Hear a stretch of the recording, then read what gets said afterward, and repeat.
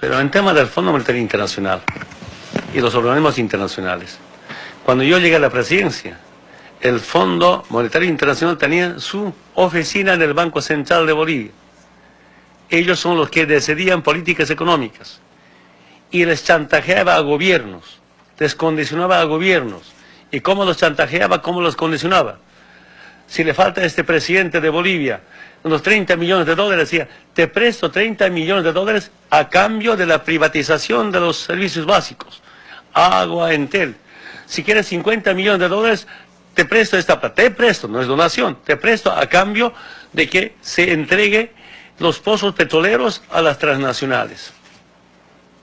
Si quieres saber, estaba revisando un dato, creo que es de 41 millones de dólares. Si quieres, necesitas 40 millones de dólares a cambio de la privatización de nuestras refinerías, y privatizaron. El último gobierno de Carlos de Mesa, me acuerdo muy bien, no tenía plata. Había pedido plata de los países europeos para pagar sueldos y les negaron. Y finalmente se acercó al embajador de Estados Unidos, el 2003-2004. Y el embajador de Estados Unidos dijo, sí, te presto plata, pero a condición de que usted haga aprobar en el Congreso la inmunidad para los funcionarios de Estados Unidos en Bolivia. ¿Se imaginan? Ahora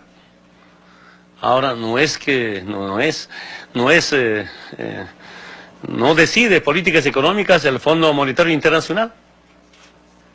Nuestro vicepresidente decía, antes, ¿quién manejaba la economía nacional? Los Chicago Boys. Ahora son Boliviano Boys el que maneja la economía nacional. Algunos dicen Chuquiago Boys, ya no, Chicago. Chuquiago es el Departamento de La Paz. Fuera, Fondo Monetario Internacional de las oficinas del Banco Central de Bolivia. Antes, políticamente, ¿quién decidía? El embajador de Estados Unidos, los comandantes de la policía, los comandantes de las Fuerzas Armadas, los ministros de la área política tenían que tener aval de la Embajada de Estados Unidos para ser ministro o comandantes. Ahora algunos militares, algunos policías piden aval de los movimientos sociales. Está bien, no me molesto, está muy bien, es el pueblo, ¿no? Ya no es el imperio, ¿no? Quiero contarles, cuando ya he sido presidente electo, el 2005, me invitaron personeros del Banco Mundial, del Fondo Monetario Internacional. Yo no tenía espacio, lugar para atenderlas. Recibían café, un lugar donde se toma café. Entiendo que ahí, a pulsarme, ¿qué harán ustedes? Un poco insinuaban someterme y aquí yo me ruegue, que me preste plata, que me regale plata. Yo dije, aquí nosotros vamos a decidir nuestras políticas económicas. Decidimos, se retiraron, se perdieron una temporada. Después de nacionalizar el 1 de mayo los hidrocarburos del 2006, y revisamos nuestros datos económicos en agosto, septiembre, había cambiado la economía nacional. De verdad, yo no soy profesional, no soy experto en finanzas, pero cuando con nuestro vicepresidente Álvaro revisamos, pues sobra plata. Ya no teníamos que prestarnos plata para pagar aguinaldos. Había superávit el primer año de nuestra gestión, porque hasta ese momento, hasta el 2005, 40 años con déficit fiscal, y el primer año de nuestra gestión con superávit. Pero además de eso había plata, y ahí planteamos, hay que crear un bono Juancito Pinto. Esa plata no puede quedarse, no hay que gastar. Creamos el bono Juancito Pinto, que es un bono anual para los estudiantes del nivel primario, para empezar. Ya no hay que prestar plata, más bien sobró plata, con superávit. ¿Se imagina? Si ya cuando nosotros decidimos ha cambiado.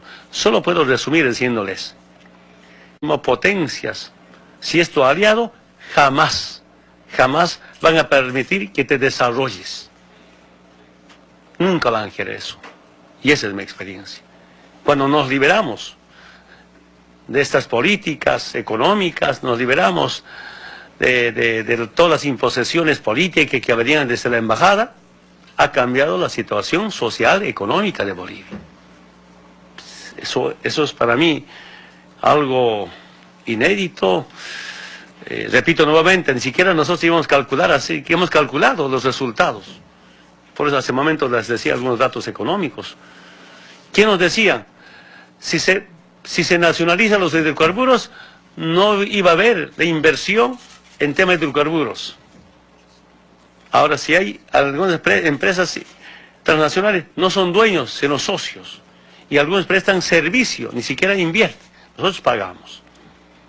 El 2005 la inversión en hidrocarburos eran apenas 200 millones, privados en especial, y algunos poca plata del Estado. Si la renta petrolera era 300, ¿de qué iba a invertir el Estado? Era privados. El año pasado la inversión, casi 70-80% con nuestra plata, 2.000 millones de dólares. Para este año está programado la inversión de 3.000 millones de dólares.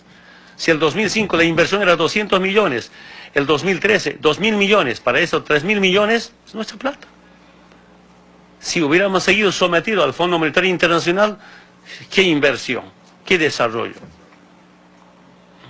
¿Y cuál ha sido la clave de la nacionalización? Quiero que sepan. Antes, cuando estaban en manos las transnacionales del petróleo y el gas en especial, ¿qué decía?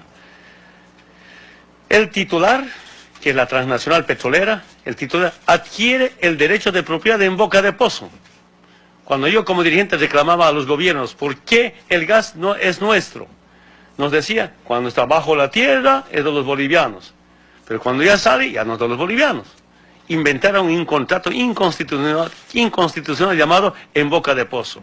Y el titular adquiere el derecho de propiedad en boca de pozo. Del 100% de utilidades, 18% para los bolivianos, 82% para las transnacionales. Antes de la nacionalización, con los técnicos bolivianos, pero con los expertos internacionales, debo reconocer, algunos españoles, algunos cubanos, venezolanos, porque algunos brasileños, expertos. Yo pedí, a ver, si ahora nacionalizamos, ahora no van a ser dueños ni patrón sobre nuestros recursos, sino van a ser socios. Si con 18% pueden recuperar su inversión y tener utilidades. Después de un estudio, análisis económico, creo que pasó 2 o 3 semanas, me dicen estos expertos internacionales en tema de hidrocarburos, presidente Evo, con 18% todavía tienen ganancia, utilidades, y recuperan su inversión. Nuestros técnicos, nuestros especialistas nos decían 30% para las empresas, 70% para los bolivianos. Pero cuando los expertos nacionales me dicen, con 18% recuperan su inversión, ya no consulta a nadie. Esta historia sabe nuestro hermano vicepresidente. Preparamos el decreto supremo de nacionalización. Si quieren las transnacionales se quedan con 18%, ahora 82% para los bolivianos. Además de eso no hay ese en boca de pozo. Ahora el Estado controla dentro y fuera de la tierra del gas. Eso ha hecho, hermanas y hermanos periodistas, ha hecho cambiar la economía nacional. Totalmente ha hecho cambiar, ¿no? Y es falso que lo digan, que no habría inversión. Creo que era otra forma de amedrentamiento, chantaje al pueblo mediante la llamada, si no va a haber inversión, que no va a haber, que no van a estar los petroleros. En este momento, los 2, 3, pero la mayor parte de las empresas prestan servicio y no son socios. Petrobras, Repsol sigue siendo socios.